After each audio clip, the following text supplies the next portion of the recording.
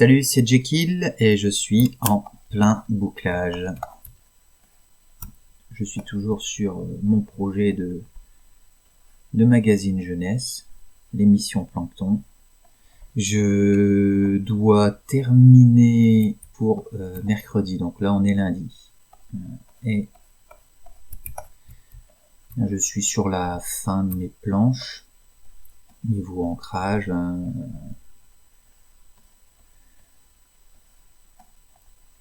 Je dois prendre en compte les jeux. C'est pas juste une histoire, c'est plein de petits jeux, tout ça. Donc là, le gros des jeux est fait.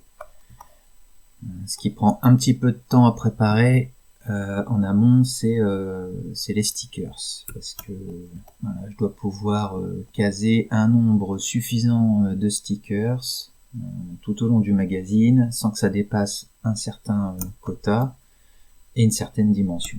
Là, par exemple, justement, ce fan sera un sticker qu'il faudra coller à côté de ce grand cerf, qui a l'air d'en avoir un petit peu rien à cirer, mais bon.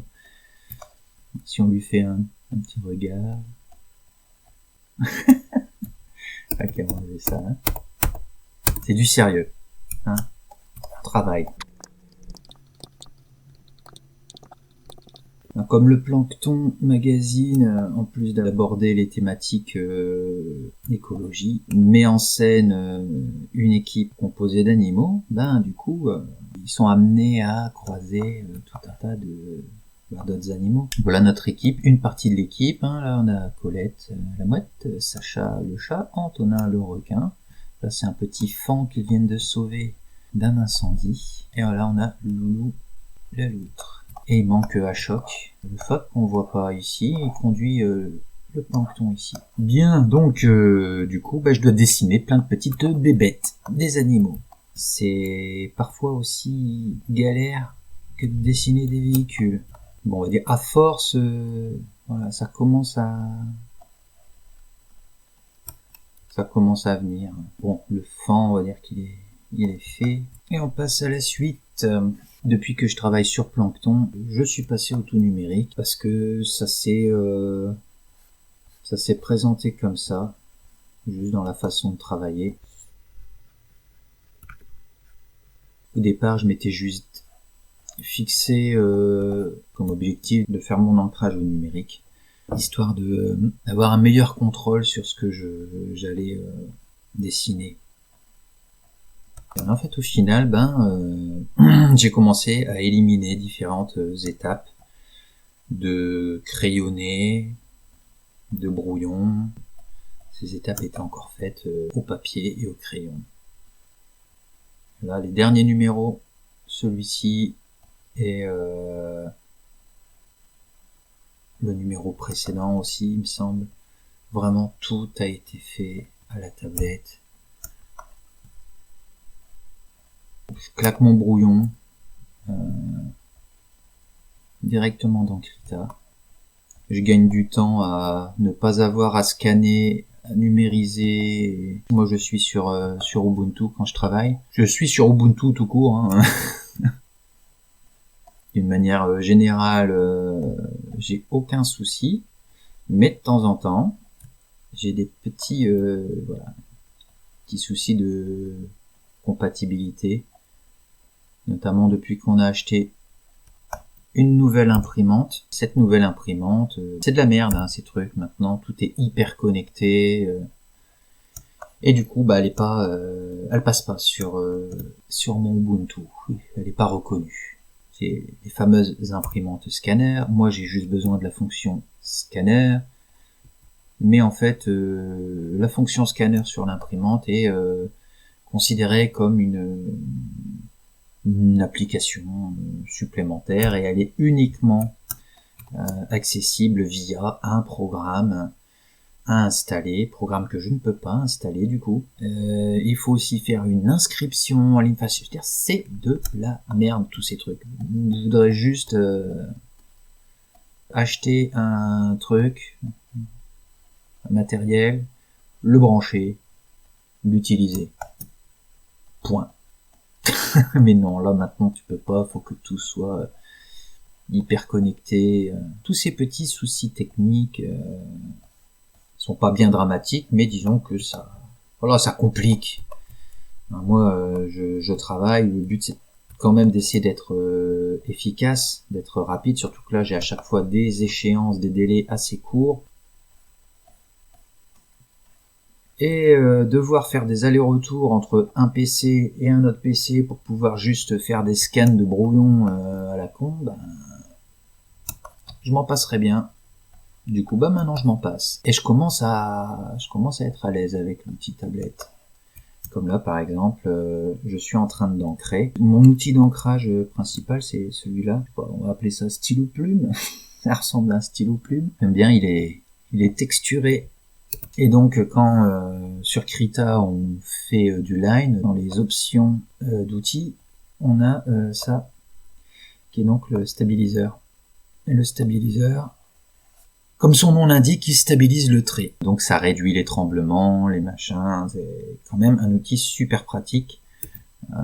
Surtout quand on commence, c'est qu'on n'est pas super à l'aise à bosser au stylet. Du coup, je m'en suis beaucoup servi. Et là, je me suis rendu compte que dernièrement, toutes les fois où j'ai fait mon ancrage sur le plancton ou sur d'autres trucs, donc tous ces derniers temps, je n'utilise quasiment plus le stabiliseur. Parce que je suis plus à l'aise maintenant. Le stabiliseur, il dépanne bien, mais il a aussi ses défauts. Hein. C'est-à-dire qu'il va permettre à avoir un trait bien net et sans tremblement, etc. Mais ça donne une rigidité au line. Je trouve qu'on perd en contrôle. Quand on commence à être à l'aise avec l'outil tablette, il y a une perte de contrôle avec l'outil stabiliseur. Donc je pense après l'idéal c'est de passer de l'un à l'autre. Chose que j'ai tendance à faire dernièrement, mais là, tous les ancrages que j'ai fait depuis une semaine sur ce numéro,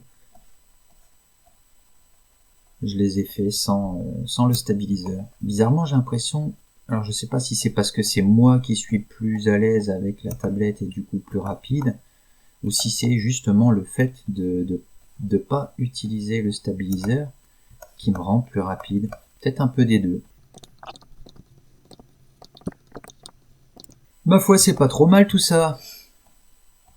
Faudrait que je regarde de quand datent mes dernières vidéos, mais je suis sûr que ça fait bien 1 an que je me dis régulièrement, je vais refaire une vidéo de ceci, de cela. Alors je fais des petites choses. De temps en temps, je fais des petits timelapses quand j'ai l'occasion. J'en ai fait un il y a pas longtemps justement sur la couve du dernier numéro que je travaillais. Je vais peut-être mettre en incruste, si j'utilise cette vidéo, le timelapse que j'ai fait complet de la dernière couve du plancton. Je vais parler un petit peu du plancton vite fait.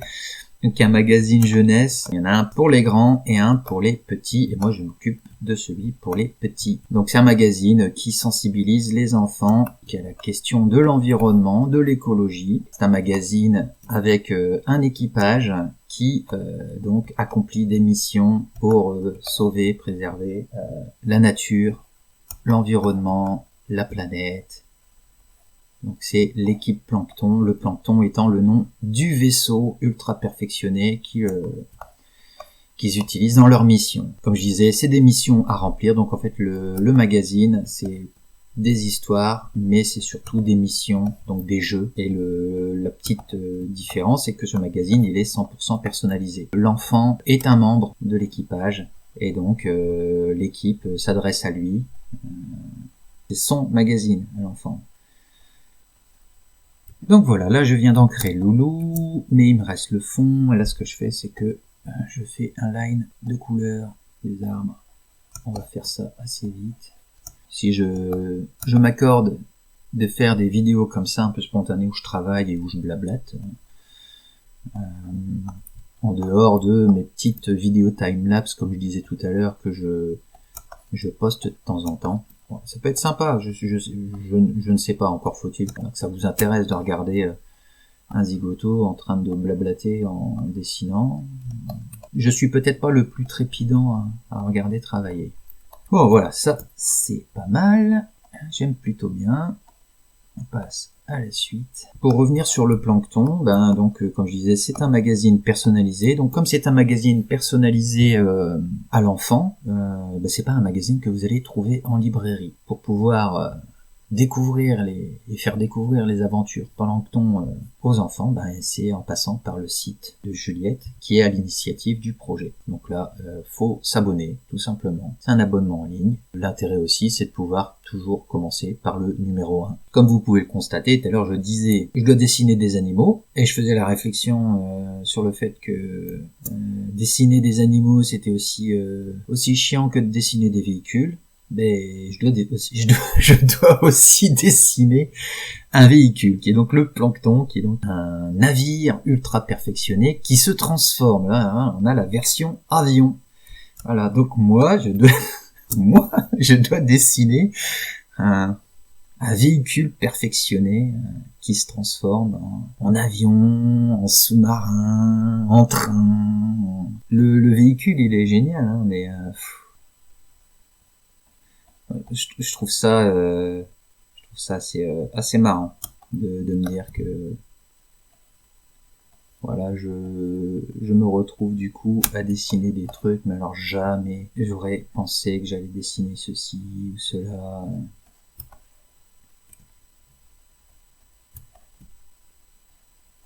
Il y a des choses auxquelles on pense pas forcément quand on bosse en tant que dessinateur. C'est sûr que quand on travaille, on essaye de varier un maximum les dessins, mais quand on a son truc à soi, on va vite s'y cantonner, on est dans sa zone de confort. Il y a des choses, on n'y pense tout simplement pas, c'est même pas qu'on évite de les dessiner, même si honnêtement il y a des choses qu'on n'a pas envie de s'embêter à dessiner, mais si c'est pas notre truc.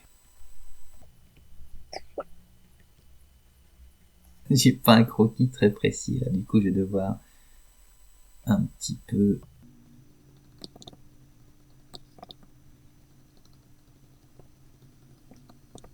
Alors pour les passages où je ne dis plus rien, ça fait un peu long. Peut-être que je mettrai ça en accéléré pour éviter que ça refasse encore une fois des vidéos qui durent 3 plombes. Comme c'est de la vidéo improvisée, je sais pas du tout par quel bout prendre tout ça. Je sais pas vraiment d'idée de la forme finale du du concept. Ce que je sais, c'est que même en faisant un truc improvisé, c'est que ça va demander du travail. C'est parce que derrière, il faut que je reprenne la source vidéo. Va falloir que je travaille le son, parce que là j'ai la très merveilleuse idée d'enregistrer le son directement sur le PC, et ça c'est pas une très bonne idée. Ça va quand même demander du boulot derrière. Donc est-ce que je vais vraiment avoir le temps de finaliser un travail comme ça, de vidéo dite spontanée? On va voir. Je me dis que ça peut être un prétexte idéal pour reproposer un petit peu de contenu sur internet en ce moment via des vidéos. Moi ça me plaît de partager un petit peu mon travail, mais bon.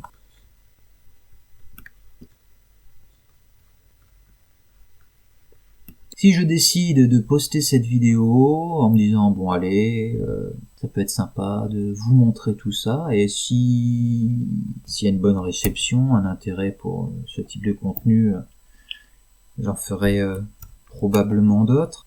Pour ça il suffit d'activer la caméra quand je travaille et puis de parler pendant que je travaille, chose qui n'est pas toujours conseillée, mais bon, pourquoi pas. Si je fais ça, je vous promets que ce sera pas que du plancton. Ça sera peut-être l'occasion de se pencher sur des trucs qui tardent à être terminés, qui pourront du coup avoir une occasion d'être finalisés. Sur ce, je vais m'en tenir là, et puis je vous dis à bientôt.